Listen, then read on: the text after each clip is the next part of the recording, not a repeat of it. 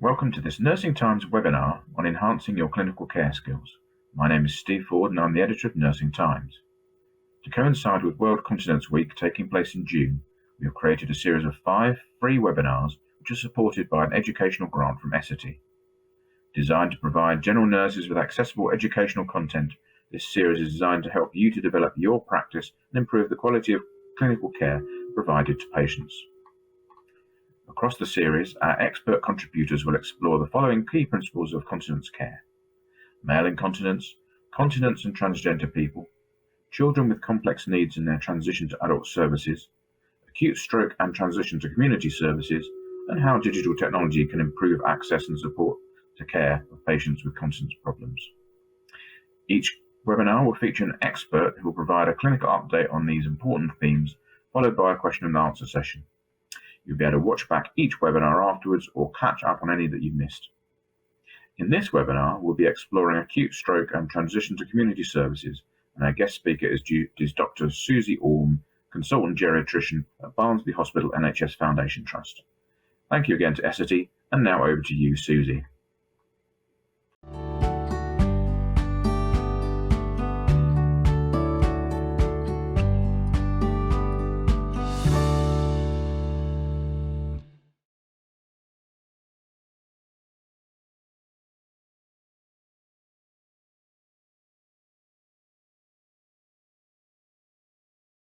Good evening, everybody. Thank you for asking me to talk about continence in relation to stroke care. I'm a consultant geriatrician. I've had an interest in continence since I was a medical student. I've now been qualified 32 years and a consultant for 22. And I currently deliver the lead care on stroke and have continued my interest in continence. So thank you for listening to what I have to say today. So in declarations of interest, there's been not a lot of activity that isn't related to COVID over the last 2 years, as I'm sure you're all aware, but I have done paid consultancy work with Essity on the consensus in the last 12 months, and that's my only declaration of interest. So learning outcomes. I could probably write an MD thesis on continence in stroke, so this is an overview of things that you need to know. In particular, the types of continence problems that commonly occur after stroke, the importance of considering both urinary and fecal incontinence, and my profession as geriatricians are very difficult at recognising either of them, but I think fecal incontinence is particularly under-recognised. The holistic approach in the acute stage and initial members and remember of functional issues with stroke, particularly as we move into community, and treatment and management of expectations and symptoms, but continence very much as a rehabilitation goal in stroke and as a patient-related outcome, both acutely and in the medium and long term. So, setting the scene, even without stroke, urinary and fecal incontinence is distressing for both the patient and the carer and is a significant financial burden. Containment products alone and the cost of continence are something like 233 million in the UK, money that we could be spent on other things if only we acted more proactively in continence. It's a leading cause of carer stress. It does definitely destroy relationships if you're having to clear up fecal and urinary incontinence, and it also goes across generational barriers.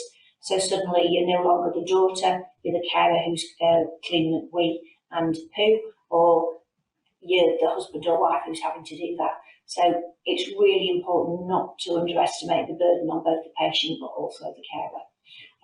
I also make no apologies for using language that patients use. Patients don't say faeces and urine.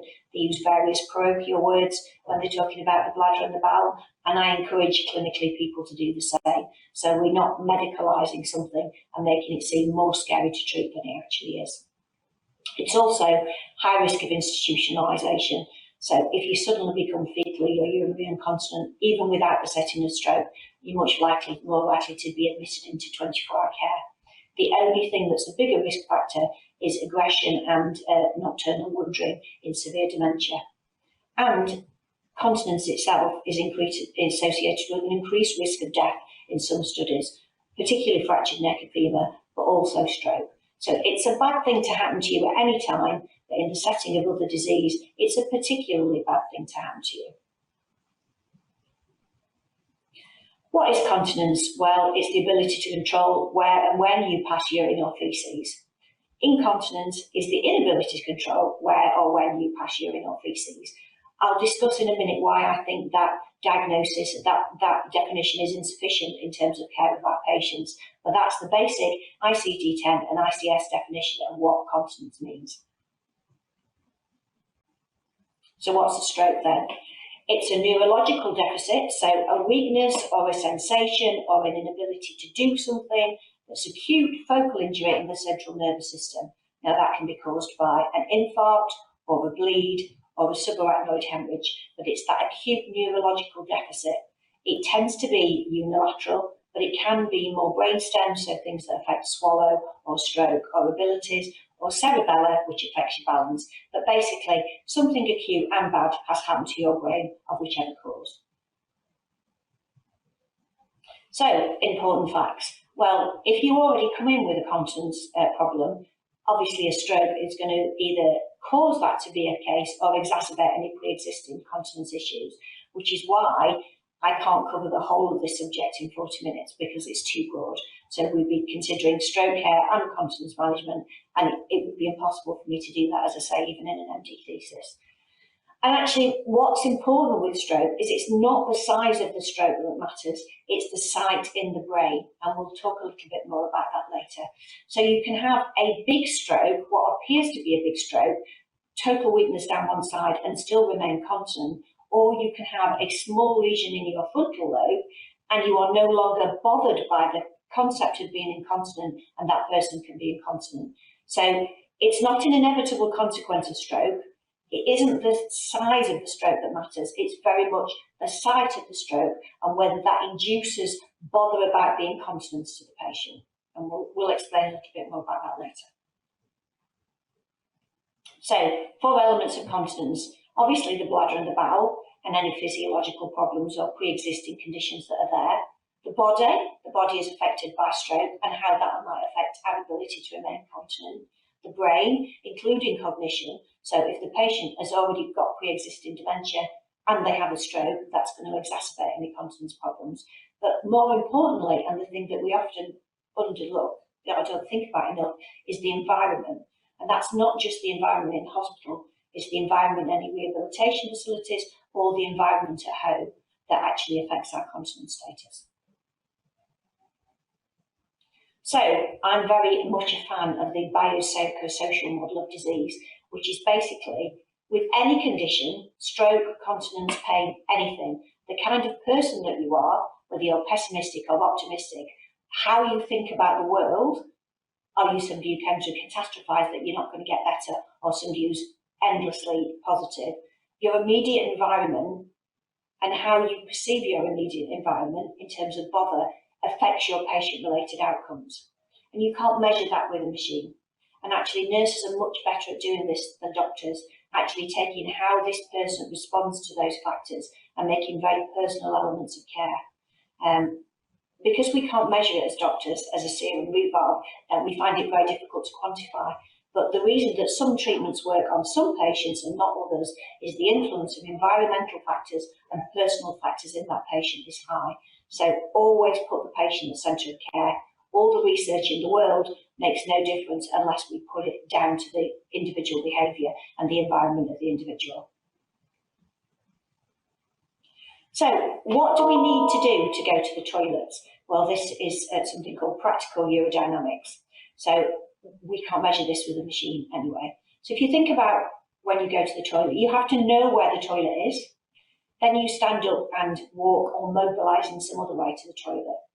Then you undress your lower body garments. Then you sit or stand.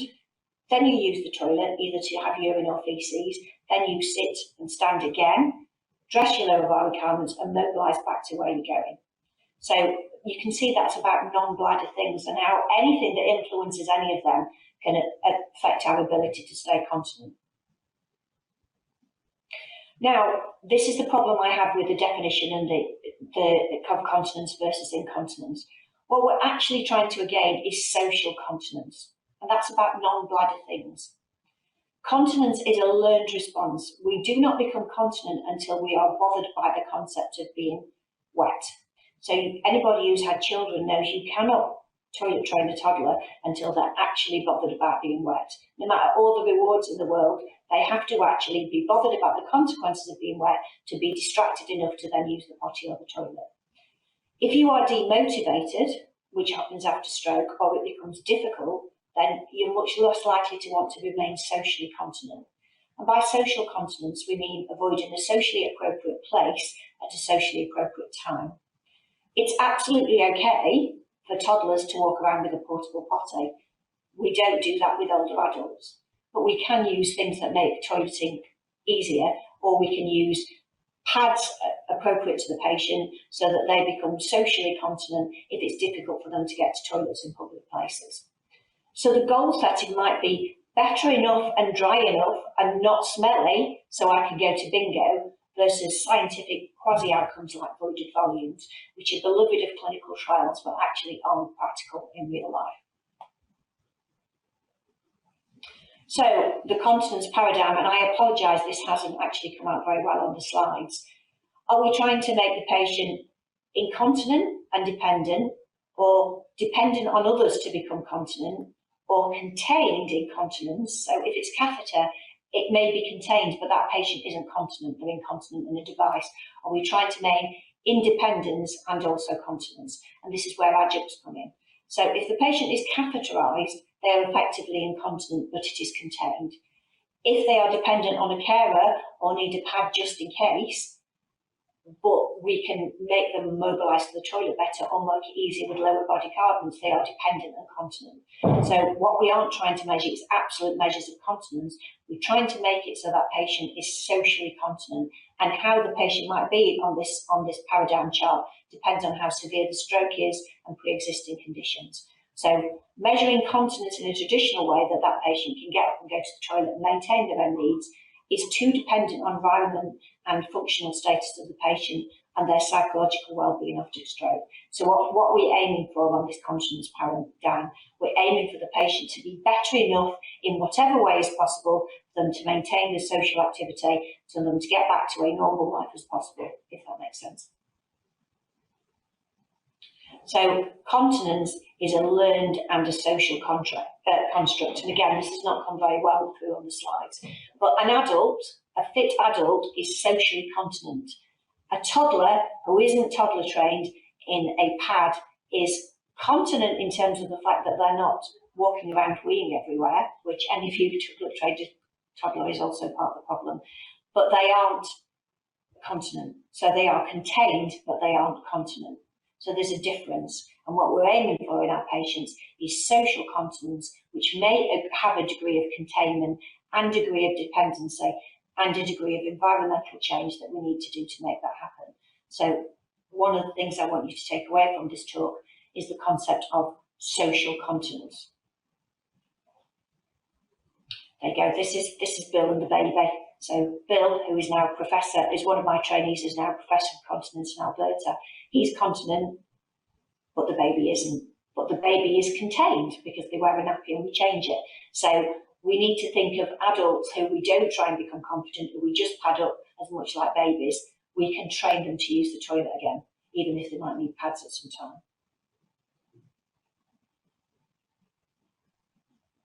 So the brain. If we look at PET scanning, anything that increases the risk of fear, so the flight or fight response, lights up in the temporal lobe of your brain and the frontal lobe of your brain. And this is what I was going back to, it's where it is in the brain. So if that fear of being wet doesn't trigger in your brain because you've had a temporal or a frontal infarct, then you are much more likely to be incontinent afterwards and less bothered about it than if you have a pure motor or pure sensory stroke. So if you aren't bothered by being wet, by the nature of your stroke, that's going to be much more difficult to get that patient dry. And again, it's around parasagittal, cerebellar, sensory-motor cortex, and reduced perfusion in the frontal lobe. You don't need to know that. What you need to know is it's not how the stroke looks, it's where it's in the brain. And if it's frontally, then actually it might be more challenging to get that patient dry. So that's just something to bear in mind. So it's not the obvious disability caused by the stroke, it's the site of the stroke that matters. And in terms of planning outcomes, that's something very much to consider.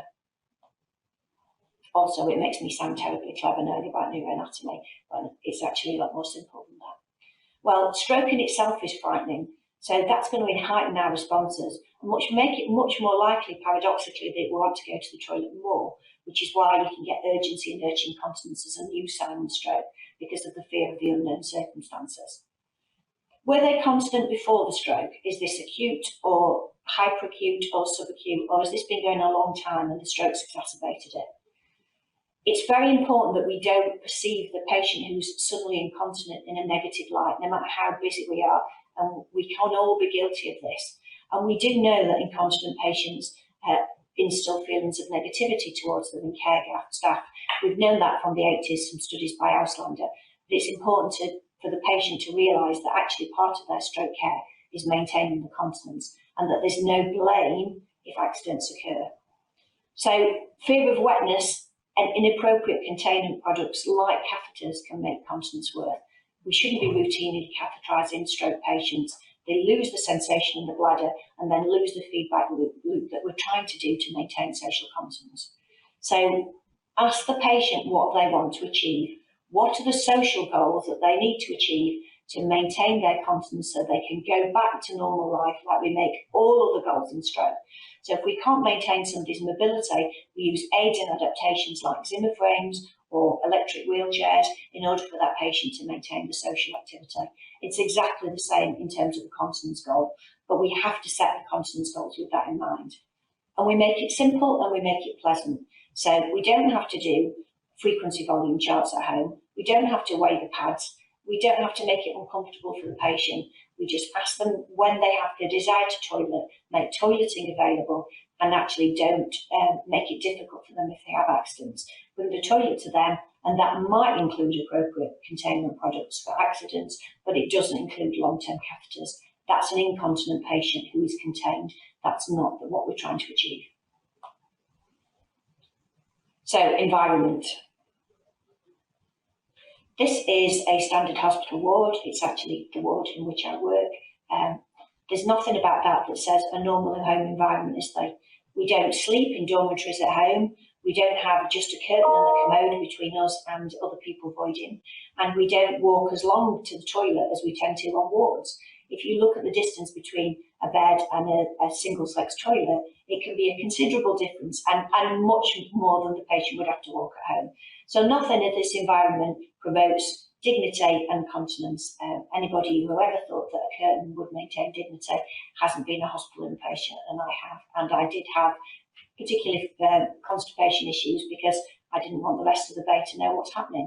So acutely, the environment is going to impair somebody's ability to remain continent. And it's really important that we say to the patient, this is not your home environment. This is an artificial clinical environment. What happens here is not necessarily what's going to happen at home. So we can see from that if you are mobile, that if you need a carer to help you, are visually or sensory impaired in an unfamiliar environment, you may not be continent just by nature of being in hospital, regardless of your bladder and bowel and regardless of the extent of your stroke. So please stress the importance of the environment to the patient, that actually it isn't inevitable that they will be incontinent when they go home, and consider what we can do to make the environment more friendly. This is something we can do. Make sure that the toilets are signed properly. If you look on the wards that you work on or the environments you work in about how the toilet is signed, sometimes it just has a stick man or a man and a woman. If you have any kind of cognitive impairment or occipital or frontal lobe stroke, that doesn't mean anything. That means a man and a woman is here as a visual representation. I hate going to restaurants where it says signora and signor or some gender symbol, because actually for most people that doesn't mean anything. If it's a toilet, make it look like a toilet, use the word toilet, and actually yellow can be perceived by people with sensory problems a lot better than blue signs or white signs. Again, particularly with sensory strokes, occipital strokes, or if the patient has dementia, If we make the toilets stand out either with the flooring or with the toilet seats a different colour, they are much more likely to be continent than seen white on a white background. It looks very stylish and minimalistic in hotels, but in hospitals it's very, very difficult if you have any sensory impairment to say which is the toilet and which is the sink and which is the floor, which is why sometimes people have accidents in all environments. And actually it's something to consider for home. If you have a minimalist bathroom and then you have a stroke, just changing the toilet seat or even putting an old-fashioned rug around the toilet helps us identify what's toilet and not what's floor and sink. It's not that complicated, but actually in terms of processing the brain in an all-white environment, we can't always tell where the toilet is. And if you go back to my practical urodynamics, we have to know where the toilet is and be able to identify the toilet in order to remain continent. So all white bathrooms are a bad thing for me. I make sure that I have black and white tiles on my floor at home just to preempt what might happen in 20 years' time. This is what happens when you're in your 50s, you plan. And also don't forget, in terms of the home environment, the radar key and the just can't wait cards means that patient can use the disabled toilet, or if there's no disabled toilets available, they can show people they've got the card and go to the front of the queue. So this is something to consider in post-stroke care. Make it easier for the patient to get to the toilet in the home environment and out and about as well as in hospital. The radar keys usually cost about £5 from the council. The just can't wait cards can be downloaded from the internet. And anybody who's had a stroke, particularly in the first few months post-discharge, I would advise them to have this, and we do give our patients this, so they're not put in difficult situations while using public toilets. But radar key if possible. But then I know that lots of places don't have disabled facilities. That's changing, but it isn't changing fast enough. So the body bit. Other illnesses affect both our continence acutely, at home, and whether or not we've had a stroke. Heart failure, patient on diabetes, high diabetic load, COPD associated with cough, constipation, Parkinson's disease and arthritis, they're all going to exacerbate the impact of continence on stroke, regardless of the site. And a particular thing about nocturnal polyuria, which I'll talk about in a minute. So other illnesses that are going on in the body are going to influence how that patient responds after stroke, regardless of where the stroke is or whether they were continent before. So again, it's that holistic care of the whole patient. Drugs as well. Diuretics, while diuretics don't make you incontinent, the frequency of urine that occurs around the time of the diuretic timing means if you have difficulty toileting, you're less likely to be continent because of the diuretics. Though diuretics themselves do not cause continence problems, and it's important to stress this to the patient because sometimes they stop them because they think it's making their urinary symptoms worse. Alpha agonists, particularly doxazocin, which we use for hypertension post-stroke, relaxes the pelvic floor and the urethral pressure profile, and if the patient is incontinent, then we probably ought to think about something else in order to treat their hypertension. Calcium channel blockers can do the same. Because they're associated with peripheral edema, that can exacerbate nocturnal incontinence. Sedatives that we might use to calm an agitated patient, or the use of sleeping tablets in the short term in hospital, can affect your continence, as can cognitive enhancers, patients who come in with cognitive enhancers for their Alzheimer's disease. So drugs are a really important thing to think about. If the patients develop new incontinence, giving them an alpha blocker for their blood pressure or a calcium channel blocker for blood pressure probably isn't first line. And I would ask you to put some challenge into doctors who aren't thinking about continence and alternative antihypertensives. We can treat hypertension in other ways that aren't going to exacerbate ways for patients who develop new continence after stroke. So the bladder bit. I can't talk about all bladder conditions because I don't have time, but I'm sure you're aware of stress incontinence and overactive bladder incontinence, which is associated with that urge and the urgency with going to the toilet, and you tend to go more frequently because of that.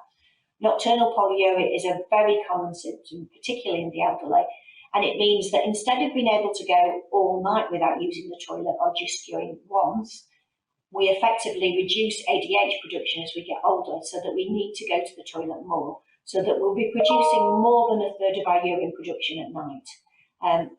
But John Betjeman, the poet laureate, he actually had total nocturnal polyuria and he only voided in nocturnal hours because he didn't produce ADH anymore. And towards the end of his life, and I trained with the person who treated it, he actually became nocturnal because of that.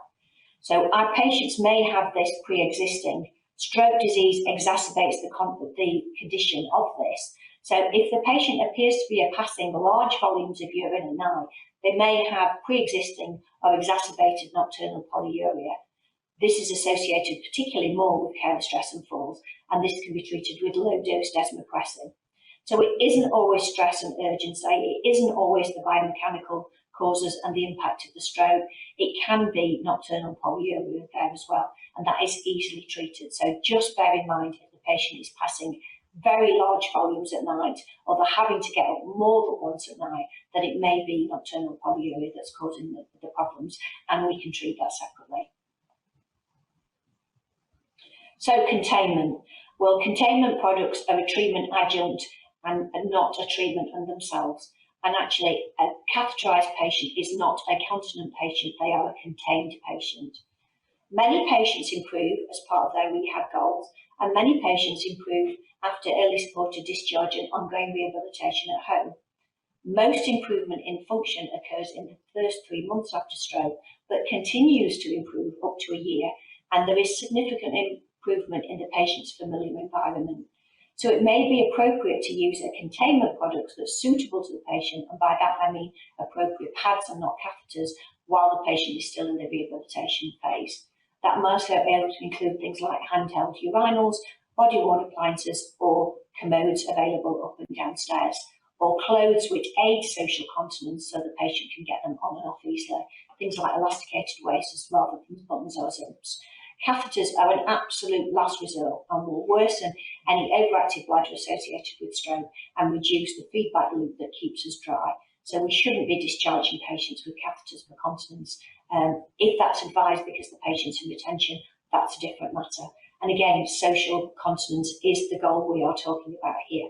But it may be appropriate to send the patient home with containment products in the short to medium term, but that doesn't mean that patient won't continue to improve, and it doesn't mean they shouldn't be referred to a community continence with a view to further improvement, or a continence service with view to further improvement.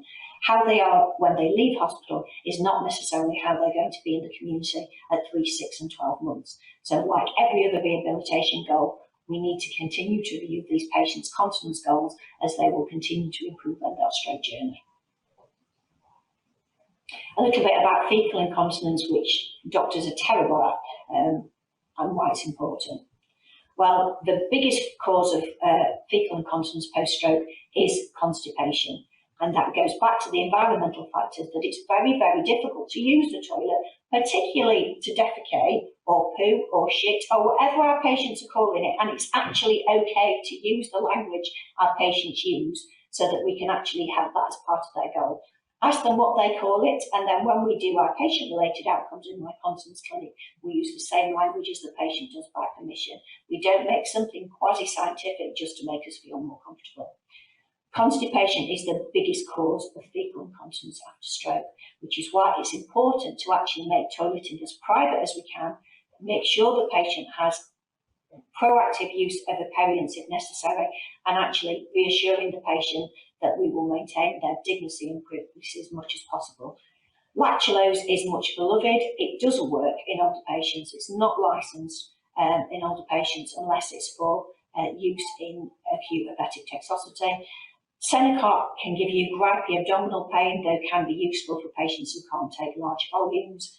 Macrogols are very good because they can be flexibly dosed and they're very good for high impaction. Don't forget high impaction.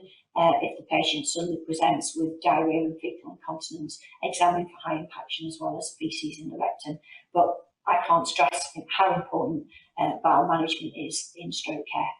The Bristol stool cart, nurses are very good at filling it in, doctors are very bad at looking at it. So if you have a patient either at home or in hospital or in a care home who's got type 1, type 2 or type 3 stools, or suddenly develops diarrhea and isn't passing type 4 or type 5, the doctor needs to look at that stool chart and prescribe appropriate medication for that patient. I'm obsessed with the Bristol tool chart. I think it's a very useful tool and actually lets you know where the patient is on the journey. If they're passing type 1s and then they suddenly go to type 7, that patient has fecal impaction and overload and don't have C. diff, and we shouldn't be giving them loperamide, which often is beloved of doctors too. I'm not sticking up for my profession today, am I? So initial management of this is basic. Diet fluids, make the toilets available, pleasant and private as we possibly can. Encouraging toileting after meals. We often like to toilet after breakfast. We get into those habits at home. Ask the patient when they normally toilet at home and make toileting accessible at a similar time when they're an inpatient or at home with carers or if they're in a care home. Squatting is very helpful. Anybody at home who has a low 1970s toilet, that makes it very difficult, and that's knees above hips helps. Stools can help with that, so can toilet raisers. So modern toilets tend to be about the right height, but if the patient is very short or very tall, using the knees above the hips really helps, and again with commode, so that can help as well. It aids the defecation process, but low toilets make voiding very, very difficult. Commodes in a bay where there's just curtains make it very difficult, but the important thing is to reassure the patient and give the patient as much privacy as is humanly possible in the ward environment.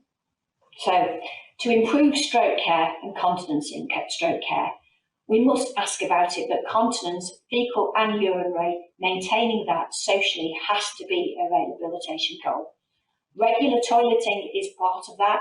Toileting after meals or whenever the patient normally wheezes and defecates is important too. Having pleasant, available, accessible toilets where the toilet is actually visible to a patient with sensory impairment is important. Avoid commodes and bedpans if possible, particularly bedpans. There's nothing about voiding on a bedpan that is at all physiological or designed with how our bodies work with angles, urethral pressure opening or rectal pressure opening. Signage. Check where you work, check that it's apparent that the toilet is a toilet and not a stick man, and actually make it apparent that that's a toilet and use the word toilet where possible. And simple interventions such as that can lead to even better outcomes during stroke care or any care, but actually continence is a really important part of stroke care, and we have to consider making toileting easy. If you think about what you do the next time you go to the toilet and all the things you have to do to maintain your continence, then put yourself in the patient's shoes and see how any impairment, particularly stroke, might make that more difficult. So please actively promote continence. Ask about pre-morbid continence history in terms of your goal setting. Make a diagnosis about what kind of continence problem it be, with particular reference to whether there might be nocturnal polyuria.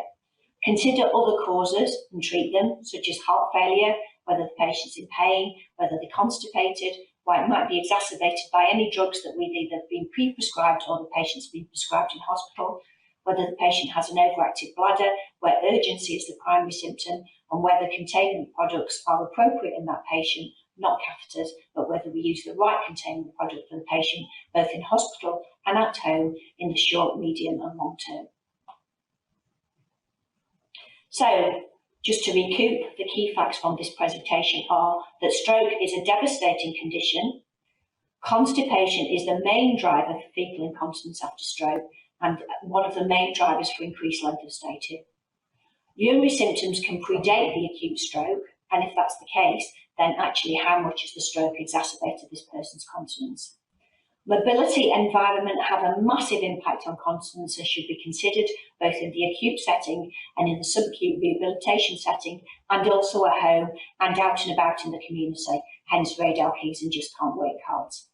Containment products are an adjunct and not in themselves a treatment, and they're an adjunct to aid the goal of ultimate continence and social continence for that patient. And MDT goals at my hospital include social continence, and any patient-related outcome after stroke has to include social continence as an outcome. So what does that patient need to achieve to get back to the life they had pre-stroke? And that includes social, sexual and work activities. So, thank you.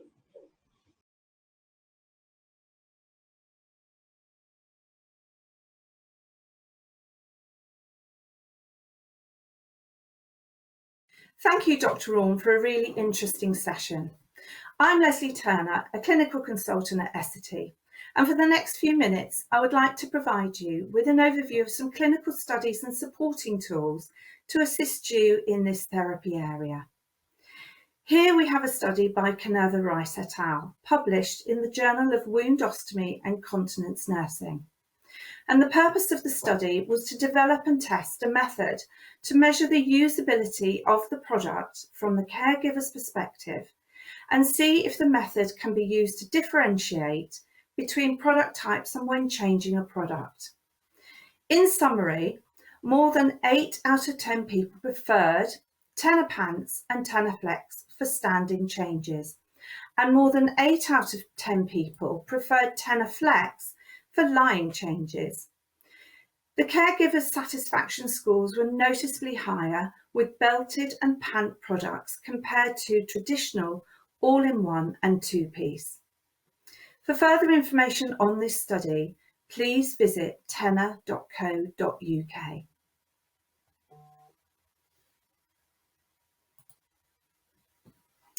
Here we have a study by Nifton et al. In association with De Montfort University and Essity, and this is exploring the use of Tenor Pants compared to usual continence products as perceived by carers of people with dementia in care homes. The results showed that satisfaction was greatest when used in early to mid stages of dementia, and 3 key factors were identified. The first of these key factors were absorbent pads are more comfortable to wear when they are dry. Absorbent pads need to be designed in a way that can be easily fitted and removed, and absorbent pads need to control odour.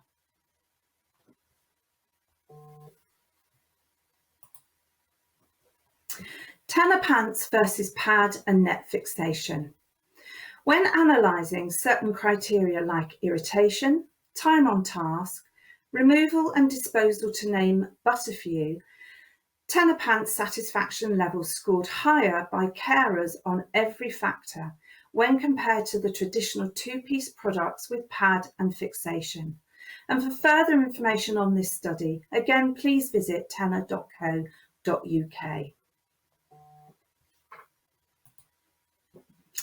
Tenor Pants.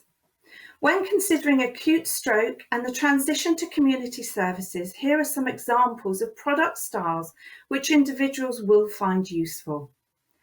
Tenor Pants, as previously discussed, can be used with patients with cognitive impairment, such as mild to moderate dementia, patients with learning disabilities, and patients with reduced manual dexterity, or for mobile and semi-mobile patients. The way in which the product is designed allows for discretion while incorporating all of the Essity ProSkin elements and functional benefits. Tenor Flex. Tenor Flex, a belted product, can be used with a number of patients, such as those that require hoisting from seated or lying positions. For patients who may be slightly agitated, especially during assisted personal care routines, and patients who are at risk of a fall, or those with manual dexterity.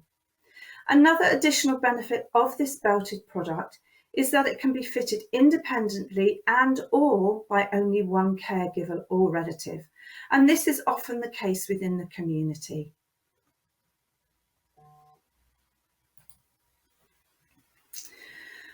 Tenor Community Facebook page. When making an informed choice on continence products or learning how to manage incontinence, please visit our Tenor Community Facebook page. This was developed by Essity for patients, relatives and carers as an opportunity to network with like-minded people to share experiences and challenges they face. It offers support, education and up-to-date information on skincare and incontinence.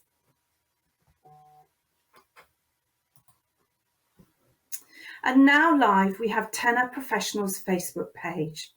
We're really excited because this year we launched the Tenor Professionals Facebook page, and it's specifically designed to help those working in continence care.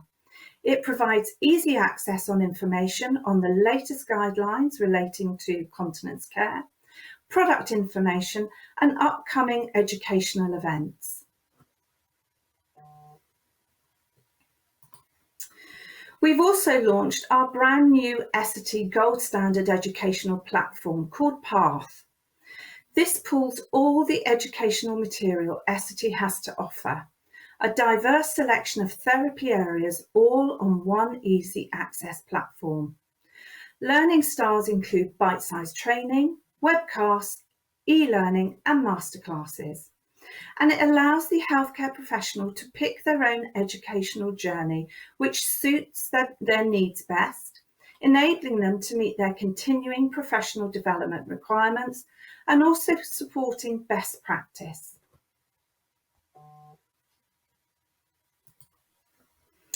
For further information, please visit any of the highlighted booths in the Learning Zone section. Thank you and good evening.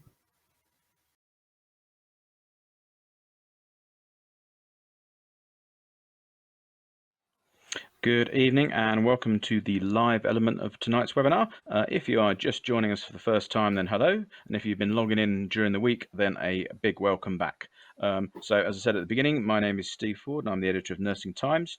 Joining us are tonight's speakers, Dr. Susie Orme, carer of the elderly consultant at Barnsley Hospital NHS FT, and also Leslie Turner, clinical consultant with Essity, who you just heard from. So thank you both for your really interesting presentations. So audience, now is your chance to ask any questions you have on care or treatment linked to stroke and incontinence. I think we've got around 10 or 15 minutes, so please get your questions or views in using the chat tab in the swap card and I'll ask them for you. I've just been asked to give a quick reminder that we don't provide CPD certificates, but someone from Nursing Times will be in touch on Monday with information on how you can log your CPD hours. So yeah, we can start with a question to you, Dr. Orme. So near the beginning of your presentation, I think you said that fecal incontinence was under-recognised in stroke. I wondered if you could explain why you thought that was. Oh, I think it's under-recognised in the community anyway. I think partly because we don't ask about it. But fecal incontinence in stroke is, nurses are very good at picking it up with the Bristol stool chart. Doctors aren't very good at responding to the Bristol stool chart. So from my perspective, doctors aren't very good at addressing it. But bowel management in stroke is really important. And actually the tendency to constipation you get with stroke means that fecal incontinence associated with that overflow is more common. But even in the community, 1 in 10 people who actually have fecal incontinence never seek assistance with it. And we also have to think about the hidden burden of what actually occurred pre-stroke as well. So I think it's a matter of educating my profession rather than yours. Hit them over the head with the Bristol stool chart repeatedly. That's what I do. Yeah, it's great. I think we've seen the Bristol stool chart several times this week. So yeah, brilliant tool. Great, thank you. So another question I had was just in terms of transferring patients from acute settings to community services, and what you thought were the biggest challenges there, and how you suggested that they were managed. Well, the biggest challenge is the lack of community services in many regions. So we're actually further behind in 2022 than we were in 2000, when there was a big push for integrated continence services because of the service framework for older people. So the issue is, do you have a local continence service? And a lot of the local continence services have been denuded. So it either now sits within the remit of the community matrons, particularly with care home patients, or the district nursing team. But it's really important that somebody has a continence plan and that a referral is made on. Obviously circulating the GP into that, particularly if they need prescribed products on tariff. But knowing what your local is and making sure that patient's referred into it pre-discharge. Otherwise what tends to happen is the patient tends to get lost in between services. But if you have a good local continence service, it will be integrated between primary and secondary care, as it is in Barnsley. Many places don't have that, so just be aware and make the family and the patient aware that that referral will be made into whatever local service you have pre-discharge. And actually I think continence, asking about continence should be part of the 6-week review of stroke, whether that's done by the nursing or the medical team. Brilliant. Thank you very much. We've got a couple of questions in from the audience. The first one is from Jacqueline Roberts. So she said you were speaking about being able to retrain the brain to be continent. Yeah. And her question is basically, is that significantly more difficult following a stroke? I guess than It depends. It depends on the site of the stroke. So because the fear of, particularly with urgency, because it's a fear of being wet, it's the fight or flight receptors in the brain, so particularly the frontal area. The issue with stroke is if you have a frontal stroke, then the patient is less bothered by being wet, so then it becomes more difficult. But if it's because it's a locomotor stroke, say a temporal or temporoparietal stroke or occipital stroke, then actually if you make toileting easier, then you can retrain the bladder because that bother is still there. So it's not the size of the stroke, it's the site of it. And if it's a frontal stroke, and any of you've ever treated frontal stroke, the personality changes that go with that can be very, very challenging. So yes, it's challenging post-stroke, but actually if we make toileting easier, if we go through the principles, what I've said about geriatric urodynamics and all the measures we need for toileting, then actually it is possible to do that.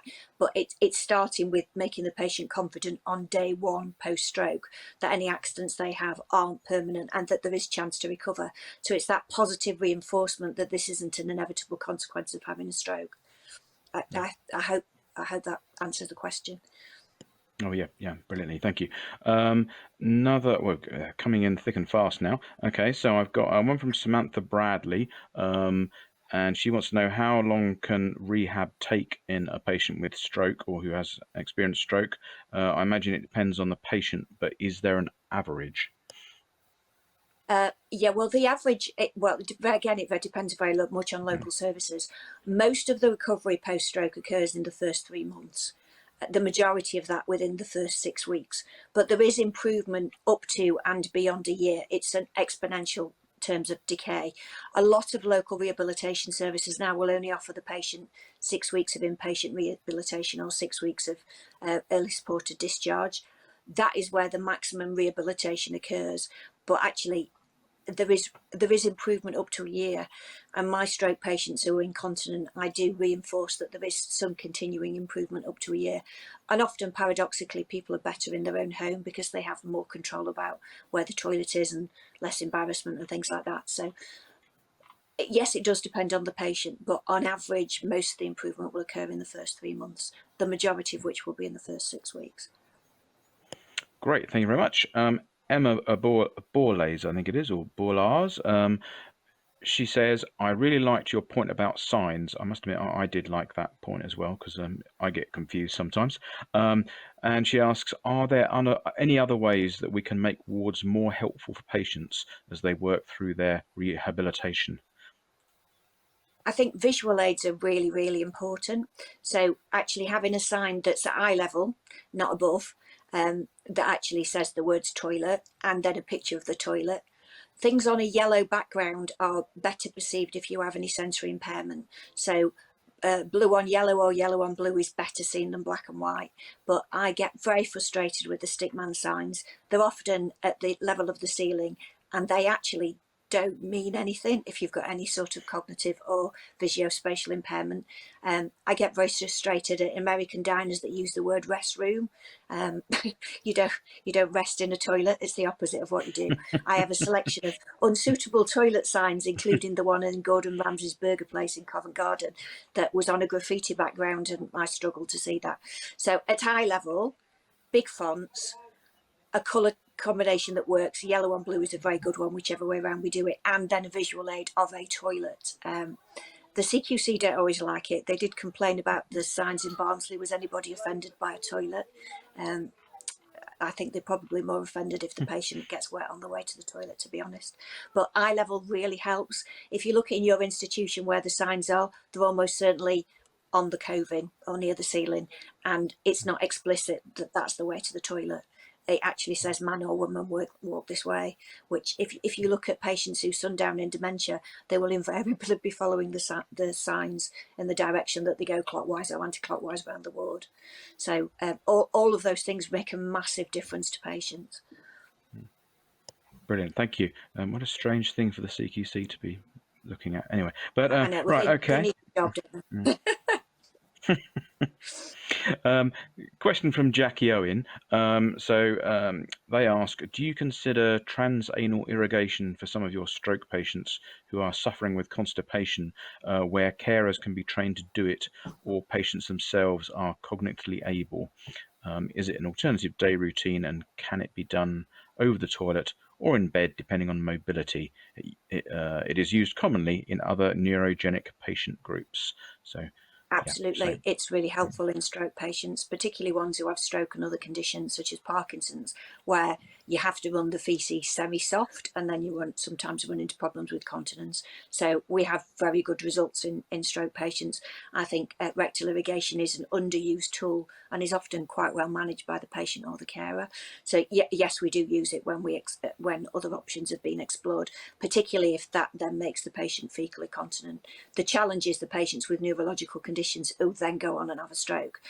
So patients with Huntington's and Parkinson's and MS also have stroke disease, and they're the ones who can do particularly well with rectal irrigation. But I think it's an underused tool.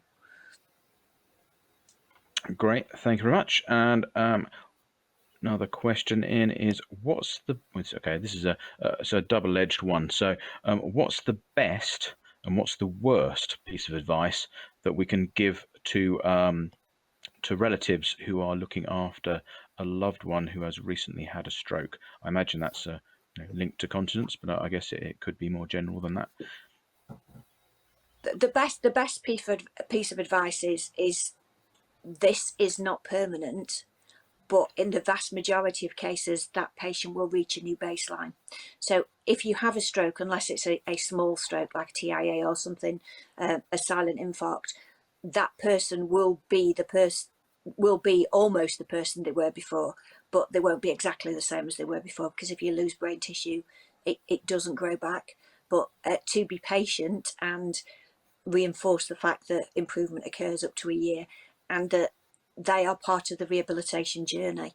So whenever they can encourage the person to mobilise, eat, toilet, that when they visit, they are part of the rehabilitation journey, and that on our stroke unit, visiting post-COVID obviously is an active part. So when the relatives there, they're encouraged to aid with feeding. We have them there at meal times, aid with bathing. So it is to be an active part of that patient's journey. And if they have any perceived negativity, then they discuss that with the stroke consultant or the stroke response nurses, that actually we are there to assist them as well. Much like cancer is a diagnosis that affects all the family, stroke is devastating and it affects all the family as well. So it's about them being part of the journey, but reassuring them, but also reassuring them that we can't reverse damage that's occurred, but we can get that person, in the vast majority of cases, back to a level of functioning that fits in with their life. But it takes time. Great, thank you. Now, obviously, I think we tend to associate stroke with older people, but what's your experience with younger people having strokes and any of the continence challenges or products that they use or advise to use? Well, I think one of the challenges as geriatrician is I used to do geriatrics and stroke, and now I do explosively stroke because half of my time is in management. That the definition of a young stroke used to be 50 and under, but now I'm a long way post 50. I've changed it to 55 and under, and when I go to 55 it will be 60 and under, because the vast majority of patients on the stroke road in Barnsley are actually 50 to 65. It's very much a disease of your 50s and 60s, largely because of things like silent diabetes and silent hypertension that we don't know about. Barnsley is also a very deprived population. The issue with younger people is in terms of employment and continence if they want to go back to work. And it's having a continence product and a continence plan that does not then make them feel what they fear that they are, which is the perception of the smelly old lady on the bus or the smelly old man in the park. So what they need is something, young and old people, what they need that fits in with their lifestyle. So these dreadful one size fits only pads that the CCG like to purchase fit nobody particularly well, aren't particularly dignified, don't go with clothing. So the concerns are to make it patient centred and also consider employment prospects as well, because that's a big part of it. The differences between men and women, what they want to achieve sexually, but stroke is very much a younger person's disease, and the vast majority of people on the ward are in their 50s, some of which have coexisting continence problems that predate the stroke, particularly women who've given birth. So it's important to tailor their plan and the products that they might use as adjuncts that fits in with their lifestyle and choices. But this is also where patient power comes in. And actually, if we empower people post-stroke to actually ask for things that fit their needs, then I think we can change hearts and minds. The continence is a very cheap subject to treat, but gets very little resource. I wish we spent as much on continence care post-stroke as we do on hypertension management. The two things aid quality of life going forward. So very much the same as an older person, sexual function, and in terms of quality of life and how they want to dress and how they want to socialise, but with the added concern of employment prospects, particularly around toileting if they work in factories and stuff, or jobs like that. So that's something else to consider. Employment has a big factor. Brilliant. Thank you very much. Well, the time has flown by, so we have actually run out of time for any more questions, I'm afraid to say. So thank you, everyone. And thank you very much again to Susie and Leslie for sharing their expertise and doing the Q&A, and to ST for sponsoring the event. So I hope to see you again tomorrow for the last of our webinars. As I say, it's flown by this week in support of World Continence Week, when we're looking at how digital technology can help patients with continence problems. So don't forget, you can watch back this session or any of the other webinars in the series, and also you can visit the Clinical Zone on the Nursing Times website for more resources and things. So yes, goodbye for now. Thank you.